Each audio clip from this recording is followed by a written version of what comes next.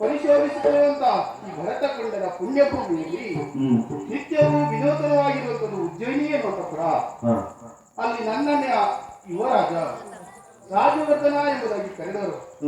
ಹಾಗೆ ಅವನ ತಂಗಿ ನಾನು ಪದ್ಮಿನಿ ಎಂಬ ಹಾಗೆ ಕರೆಯುತ್ತಿದ್ದಾರೆ.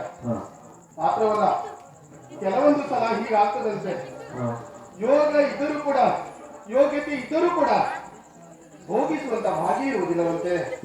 ಹಾಗೆ ನಮ್ಮ ಪಾಲಿನಲ್ಲಿ ಆಗಿ ಹೋಗಿದ್ದಲ್ಲ.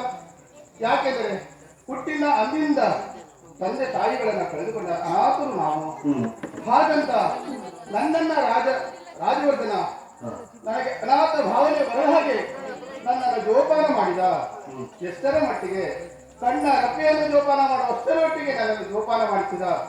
ಮಾತ್ರವಲ್ಲ, ಕೊಡಬೇಕಾದ ಸಕಲ ವಿದ್ಯೆಗಳನ್ನೆಲ್ಲ ಗುರುಗಳಾದಂತಹ ಕನಕಮೂರ್ತಿಯವರಿಂದ ಪಡಿಸಿದ ಎಲ್ಲ ವಿದ್ಯೆಯನ್ನು ನಾನು ಕಲಿತವಳಿದ್ದೇನೆ. ಅಷ್ಟು ಮಾತ್ರ ಅಲ್ಲ, ನಾಟ್ಯಾಭ್ಯಾಸವನ್ನು ಮಾಡಿದವಳಿದ್ದೇನೆ.